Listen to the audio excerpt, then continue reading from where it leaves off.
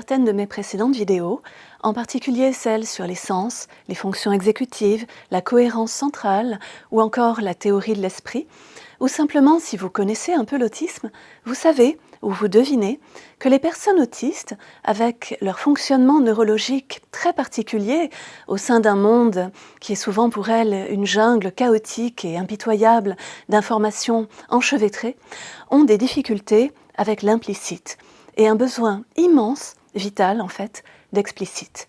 Et vous savez aussi, ou vous devinez, que ces difficultés et ce besoin sont à l'origine d'une grande partie des obstacles que ces personnes rencontrent au quotidien, et aussi des malentendus qui se forment autour d'elles, et notamment celui qui peut les faire passer pour et aussi se sentir comme inaptes, incompétentes, bêtes, et parfois les mettre en danger.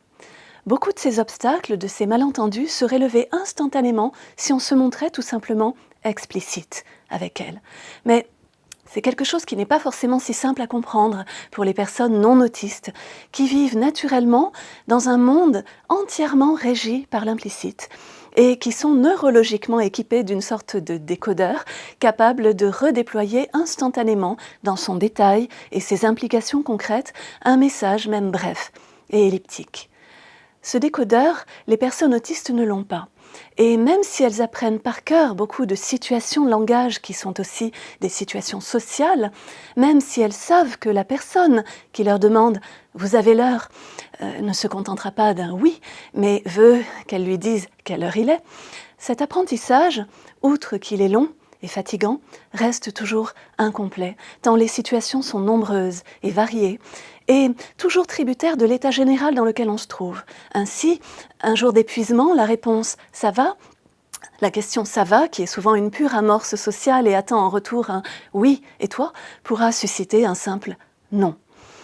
Alors, dans toutes les situations universitaires où vous avez un rôle à jouer auprès des étudiants autistes, soyez explicite. Autrement dit, formulez systématiquement les choses de manière aussi claire et précise que possible, sans laisser de place au doute. Les lieux universitaires sont souvent mal indiqués, bourrés d'implicites. Si vous êtes amené à réfléchir à la signalétique d'un de ces lieux, que ce soit un campus, un bâtiment, un étage, faites en sorte que cette signalétique indique de manière limpide les emplacements et le cheminement à suivre pour s'y rendre. Même chose si vous avez rendez-vous avec un étudiant autiste à l'université. Donnez-lui le maximum d'éléments concrets sur le lieu du rendez-vous et sur la manière dont il peut le rejoindre, ainsi que le temps qu'il lui faudra pour le faire.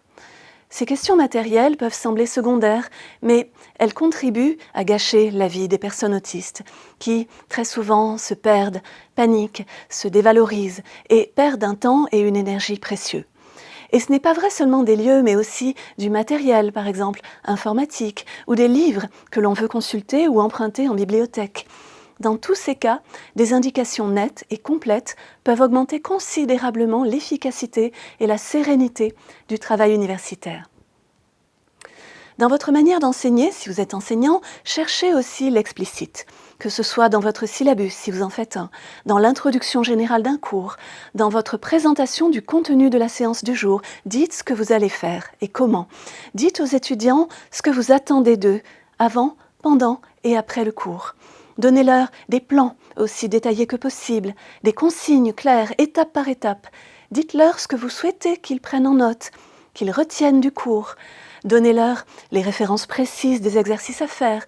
Définissez la ou les méthodologies que vous souhaitez les voir suivre, les outils que vous voulez les voir utiliser, le temps que vous leur conseillez de consacrer à telle ou telle tâche. Et surtout, dans tous ces domaines, donnez-leur systématiquement des exemples concrets qu'ils retiendront facilement et qui leur serviront de point de référence.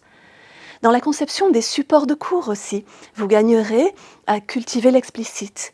J'ai évoqué le syllabus, mais cette attitude générale rend tout plus accessible, qu'il s'agisse d'un fascicule, d'une présentation PowerPoint, d'une capsule vidéo, et qu'il s'agisse de donner le plan d'un cours, une bibliographie ou des consignes de travail personnel. Je précise au passage que tout ce que je viens de dire en contexte pédagogique est transposable dans le cadre administratif, où les démarches à accomplir peuvent être un vrai cauchemar pour des personnes souffrant de dysfonction exécutive. Enfin, pour revenir à l'enseignement, pensez aussi à être explicite quand vous concevez et présentez vos sujets dans le cadre d'une évaluation. Demandez-vous si vous donnez à chaque étudiant la possibilité de comprendre sans aucune ambiguïté de quoi il s'agit, ce que vous attendez du point de vue du contenu et de la forme, quelles sont les méthodes et outils à mobiliser, combien de temps il convient de consacrer au travail demandé et éventuellement à chacune de ces parties, quel est le barème employé. Ce ne sont que des suggestions. N'y voyez aucune atteinte à votre liberté dans l'exercice de votre métier, qui reste souveraine. Aucun traitement de faveur non plus. Il s'agit simplement de donner à tous les mêmes chances de réussite. Et l'on sait que tout ce qui va dans le sens de l'explicite est utile à tous, et pas seulement aux personnes autistes. N'y voyez pas non plus une manière de materner les étudiants. Au contraire, ce guidage précis que vous instaurerez les placera, qu'ils soient d'ailleurs autistes ou non, dans une position de confiance et de maîtrise qui les mettra en situation d'acquérir une plus grande autonomie dans leur travail.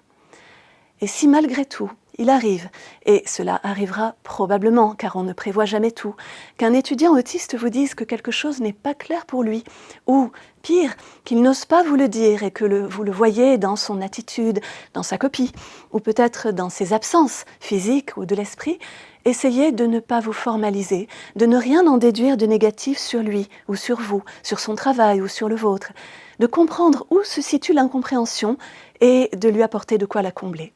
Toute la chaîne de la transmission pédagogique ou administrative en sera améliorée et avec elle la vie de tous ces acteurs. Merci beaucoup.